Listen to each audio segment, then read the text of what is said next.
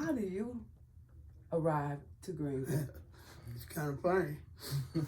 I went to college at Jarvis Christian College in Hawkins, Texas. My major professor and advisor who supervised my student teaching was in a doctoral program at East Texas State University with Mr. Wesley Morton, who was the superintendent here in Greenville. And they were talking, and he said, "You all got any good teachers coming out?" Mr. Morton to my professor. He said, "Yeah, we got some good ones." He said, "I got one." He said, "You got any math teachers?" He said, "Yes, we do." At the time, I was student teaching at John Tyler High School in Tyler. And so my professor said, "I want you to go and call Mr. Wesley Morton. He's superintendent in Greenville, Texas." He said, "Greenville." And I said, "Greenville, Mississippi? Well, I don't want to go to Mississippi." He said, "No, Greenville, Texas." I never heard of it. And so I said, "Well, I don't. You remember when you have to have nickels, dimes, quarters to go to the pay on the telephone?" I didn't have any money to pay. So I told him, "I'll have to wait till I get paid." He said, "No, you do what I told you. You go and you call them and you call them collect." That's not the way to go. So he said, "Yes, do what I told you to do." So I went to the pay phone on the telephone post out there, and I called and I told him I was William Smith calling for Mr. Wesley Martin. Of course, the operator said that I was calling on a collect call.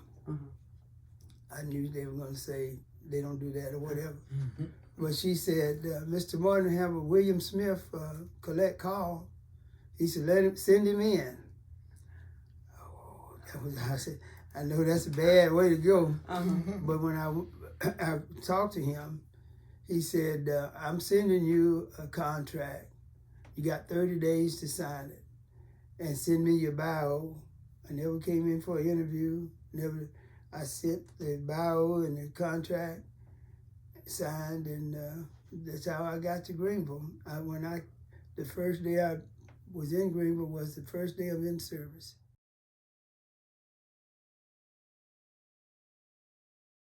I started in Greenville High School in 1971. It was August of 1971. My birthday is August 28th, so I started before my birthday at 20 years old. And I didn't know what my assignment would be. I just knew I was a math teacher at the high school. Well, when Mr. Walters, Bill Walters, gave me my assignment, it was trigonometry and geometry. That's what I taught. And everybody said, "Well, how'd you get in?" You know, the experienced teachers, the veteran teachers get the top classes. That was theory. But that's what I taught. And it's ironic because that's what I taught in student teaching in Tyler. Wow.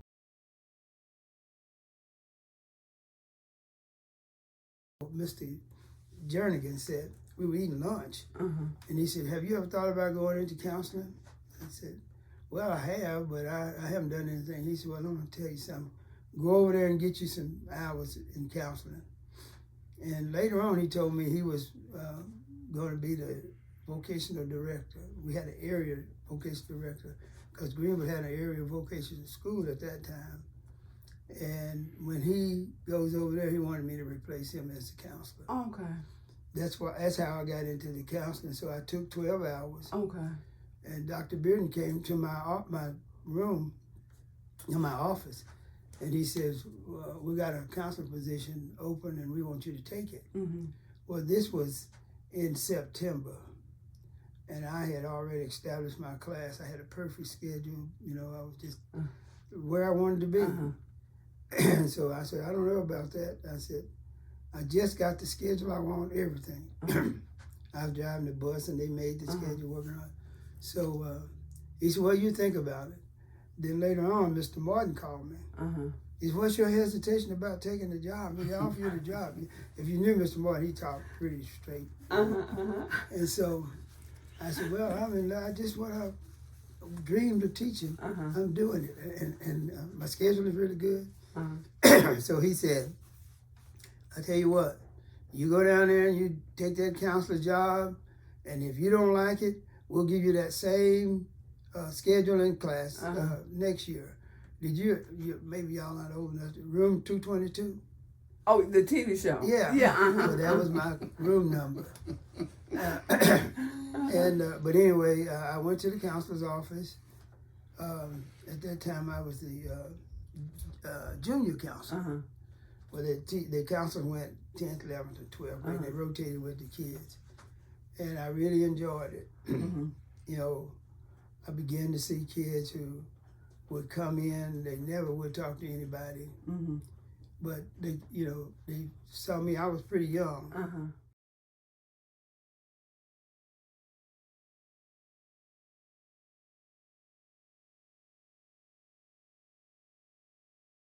And then the school attorney came to my office one night when they were in executive session. Said, William, said, the board want me to ask you if you could be the interim superintendent. I said, no, thank you. I said, I've been through that. You know, and I promised my wife I'm going to do it again. He said, what do you mean? I said, you go through all that and people are talking and, you know, and all this. I said, no, I'm not going to do it. So he goes back and tell the board that now he doesn't want it. And they said, what's wrong? And he said, well, he doesn't want to be the interim, and then somebody come in and they see you as a threat. Well, the board sent him back out to me in about 25, 30 minutes. Says, you don't understand what the board's offering you. I said, no, I don't. I told you. He said, well, they want to give you the interim position for 21 days. That's what the law requires. And then they'll name you superintendent. And I got to hear it from them. I said, I got to make sure it's a good deal, because I knew that coming from within and like that, there was some challenges there. I knew the whole thing that was messed up. But anyway, I went to them, went and sat in the room, and the board president went one by one and said, what's your vote? What's your vote? They were all saying they wanted me and they would work with me. So I said, as long as we can be a team of 8 and we can work together, I'll give it all I got. You know. Well, they did that, and they were very, very cooperative and supportive. That was the year the bond issue had passed. The bond issue that built Carver. Carver and LP Waters. Lamar. LP Waters renovated Crockett and middle school. Well, that was the year I became superintendent.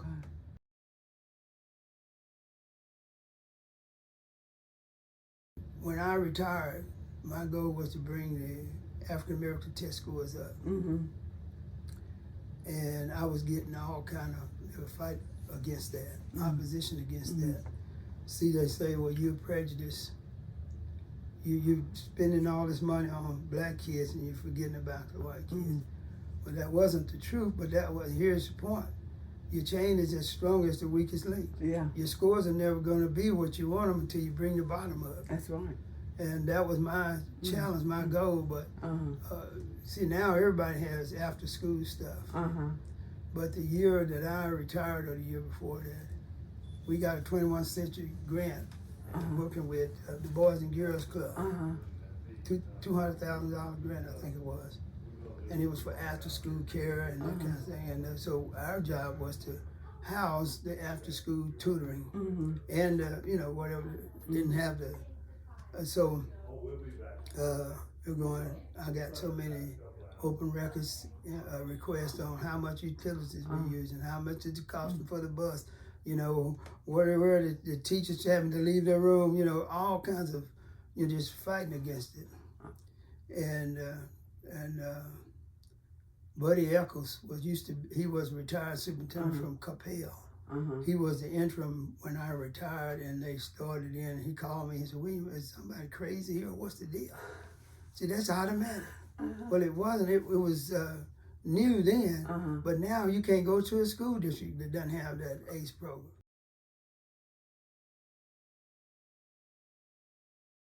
Public schools especially have so many extra things that they have to deal with. When I was principal at Austin, the PTA meeting, somebody complained that the kids didn't know how to use their the knives and forks and didn't know how to hold them and all of this. And it was an embarrassment, but at that time, teachers were having to sit in there and eat with the kids. But the PTA wanted us to teach the kids how to hold a fork. How to use silverware. You know, and I've been through so much of what you expect of a kid, where they should be and where they are.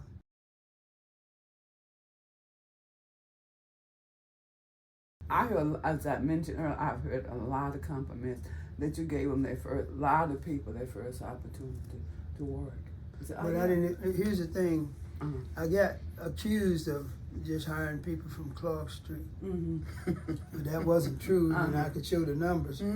But I said everybody that I recommended and they could do the job. I don't recommend anybody that can't do the job. Right. You know, it's not. That's not the point. I mean, they have to be people who can keep the job, do the job, and cooperate. And I tell them, you know, if I'm going to stick my neck out for you, you better do the right thing. But most of the people come up and be super at their jobs. That is so good. But you know what? Marlon, Millie's husband. Oh, okay. He got laid off at one of the plants out there. He was a machine mechanic, and he was just drawing unemployment and looking. And I said, "What are you doing?" You know, I said, "We got a job you can do."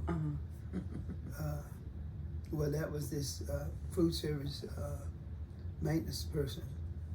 They maintain, they troubleshoot the equipment, and they call and get the repairs and so forth, deliver the foods. And so he went in to interview. I was in personnel then, and they said, "Well, so and so wants that job." I said, "Now let's look at this right. Not because it's somebody's grandchild or son, but who can do the job, who's got the best qualification for the job." Well, we don't really know. We never had a black in that position.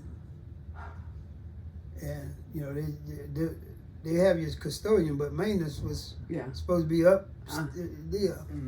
And I said, "Well, I don't see why he couldn't do the job." He wasn't there a year. They were just bragging, you know, because he's a hard worker. He moves fast. He had air conditioning. He repaired air conditioning and stuff like he worked on. Before he went to school, he had copy machines. He worked doing that. And out there at that plant, he was keeping the machines going out there, the sewing machines, whatever they were doing.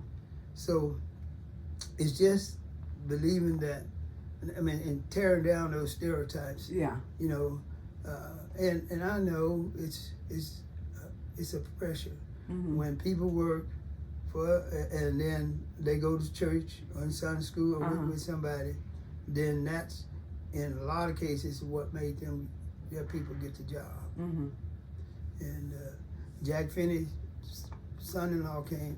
He applied for a principal's job, and he never got it. And Jack Finney called me one day and said, "William, my son-in-law wants to be a principal, and I just wonder why he can't get some of these jobs, all these jobs." And I said, "Jack, I'm gonna have to be honest with you.